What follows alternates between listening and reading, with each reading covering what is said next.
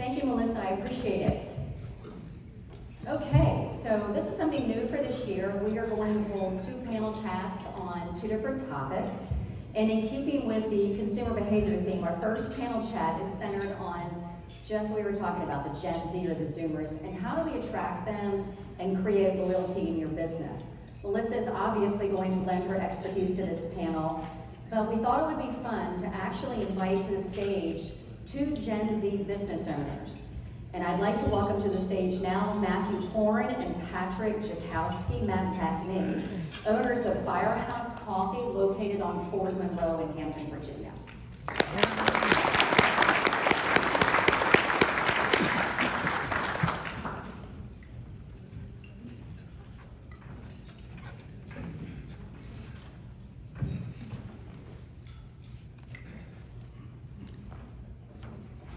All right.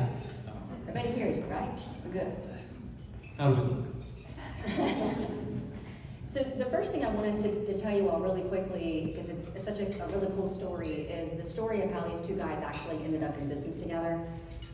You guys grew up childhood friends, right? And then living next door, a couple of doors down from each other. And as you grew up, you ended up in separate high schools, separate colleges. You were pursuing Pat's baseball career. And then Matt went all the way to California. He was actually pursuing a professional skateboarding career. Already, even still to this day, has sponsors. If I'd known we were in the bigger room, guess what his entry would have been? We talked about it. But what was really neat was how they came back together. So Pat was heading out to see Matt. You can't make this up, Pat. And was heading out to California. He had a one-way ticket, you guys. He was heading out on a one-way ticket to actually pursue job opportunities out in California when the big thing hit, COVID, which changed everybody's lives. And for these 2 young men, it changed their trajectory of what they had planned in their lives. So what ended up happening was, there wasn't a one-way ticket, there was a round trip. So he grabbed his friend Matt and brought him back with him, because prior to going out to California, he had stopped in at Firehouse Coffee on Fort Monroe. There was already a current business owner, but who was planning on selling the business. These 2 guys came together and they've purchased the business, and I'm so happy you're here with us today. Very grateful. Thanks for having us. Melissa, we're going to start with you today. So just as you were talking about Gen Z, now like huge generation, bigger than the boomers. As we were talking about, I think it's, I don't know, what was it, Matt, 27,000, or 2024 to 2027 or 2028, there's how many a day? Yeah. Yeah, I mean, it's just incredible. So huge buying power from that generation, but as Melissa mentioned, this generation's buying power is even bigger. By the way, for those of you who haven't studied and geek out on the generational stuff like Melissa and I do, that's ages 14 to 27 right now. So think about it, they're all in different phases of their life. But they also seem to really, like you were saying, interact with brands differently. So tell me, what are you seeing from your research? Yeah, absolutely. My mic is on, but okay, you can. I'm a big loud talker anyway, so I think it's just fine. But statistically, Gen Z is less loyal. Sorry, guys. And it's because you are switching brands so often because of lower prices, because you're extremely frugal. So that's something that's really important, is they are growing up seeing how tight everybody's purse strings are, and they're feeling the effects of that, and they're being really careful with their spend as well. They're also the least likely generation to be a part of a loyalty program, which I think is fascinating, because my generation really grew up with, you know, all those little e-cards that we would bring around, all that plastic. And they are relying on social media for discovery and for decision support, unlike any other generation. You guys are not impulsive shoppers, you're very well researched, which I think is fascinating, because I love thinking about impulsive consumption, and the fact that that's kind of going away for younger generations is really interesting to me. So being a Gen Xer, I researched, excuse my expression, the hell out of everything I do. So I relate to you guys, okay? And we were that forgotten generation, Matt? The Generation X. So I want you to listen to this. So in preparation for the chat, we've had access to Placer AI data for the last year, because we're working in the Phoebus area in downtown Hampton, which these guys are a part of that cohort that we're working on. So I pulled some data, and this will blow you away. So, in the last year, you all have had almost 22,000 visits to your coffee shop. Nearly one half of those have been tourists or visitors. Year over year, everybody awake? Their visits are up over 40%. Year over year from 2 years ago, up 52.3%. That is impressive, okay? Thank you. So when we pull the demographics on age, hence the Gen Z millennial type panel chat here, we did notice that 35% of your businesses, the business you're doing is Gen Z and millennial, which is 2 to 3% higher than the state average here in Virginia. So no disputing, if you haven't been to Firehouse Coffee, they have an incredibly unique location. They are housed in the very first fire department that was ever built in the United States in 1881. So you guys are Gen Z business owners. We're gonna assume that you got the edge, right? Because you are Gen Z, you know how they think. So what are you doing that's working to attract that generation? We are literally doing everything we possibly can. As you said, like a lot of us are online, but not necessarily purchasing online. We're a coffee shop.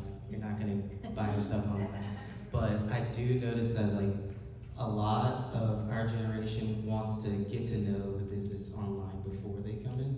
So I think that gives us an edge because we're on social media, we're doing it, we're everywhere. We kind of just go where they are. So that being online or in school, they're in school too.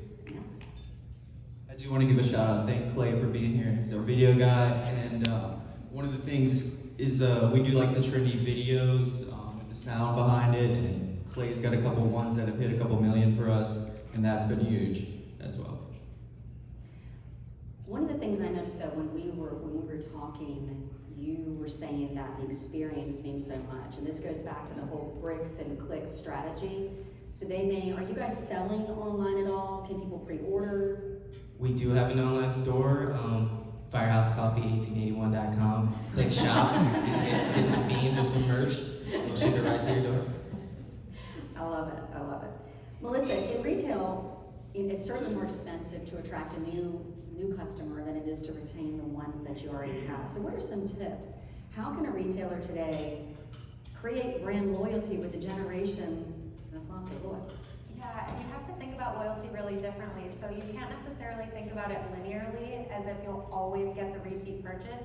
You have to kind of think about every transaction as its own and winning them back every time.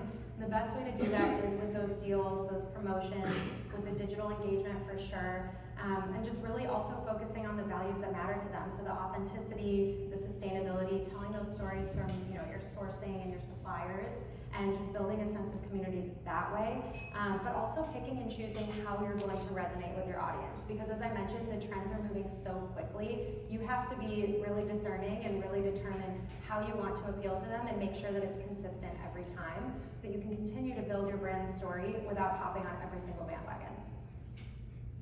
So what does brand loyalty look like to you all in your business, and where have you had success in creating that repeat Gen Z customer?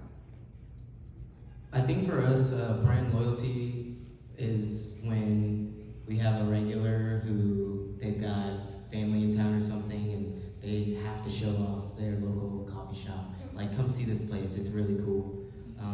I think that's huge for us. Along with the everyday, we're kind of a destination, so we're not really expecting people to come get every single cup of coffee that they drink from us, but definitely those weekends, bring in their family and whoever visitors they have coming in.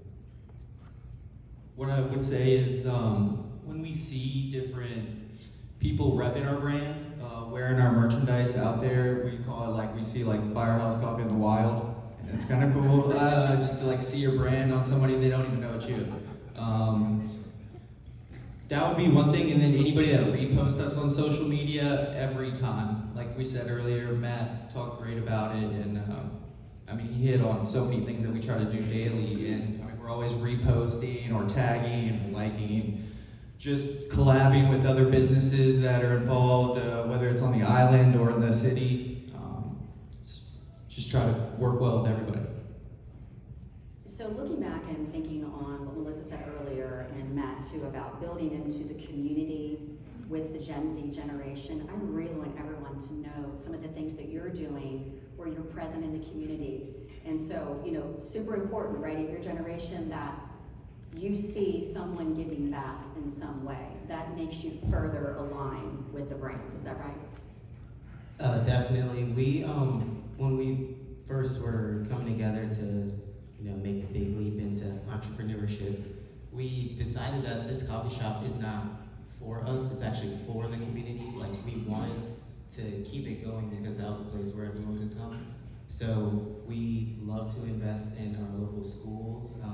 There's a youth leadership organization called World Changers. They're out of Newport News, but we sponsor lunch for them, we cater their events. They actually have the kids putting on events almost like this. It's really cool. One thing I take pride in that we try to do is connect with our community. For each year for our anniversary, we got Old Point National Bank to donate $5,000, and in a goal to start 500 new savings accounts for anybody 17 or younger. Put the first $10 in it.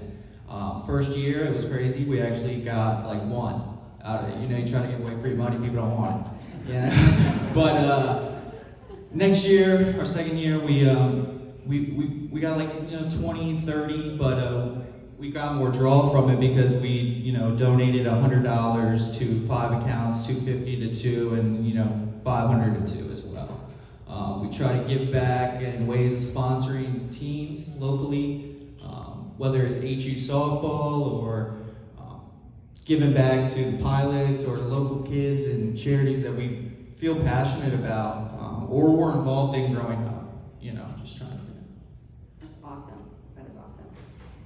I really appreciate this. So I'm going to do sort of a quick advice piece before we let you guys head off the stage. So, quick piece of advice on the must-do or the do-not when attracting and interacting with Gen Z. Melissa, start with you. Oh gosh. Do not jump on every trend bandwagon. Like, not everyone needs to be brat or demure or like pick and choose. Pick and choose. It has to make sense with your brand. All right, guys.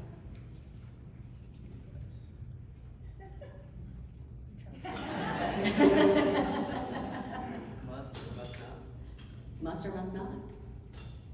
Definitely, you must be online, have some sort of online presence, because that's where most of Gen Zers are going to discover your business or brand.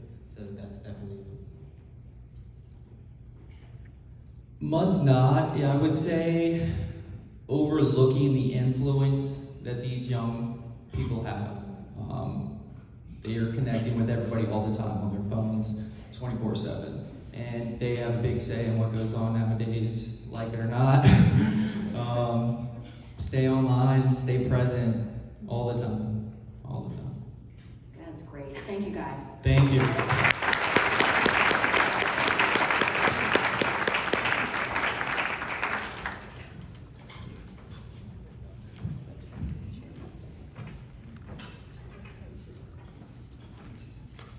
That was great. Our next panel chat will be on crowd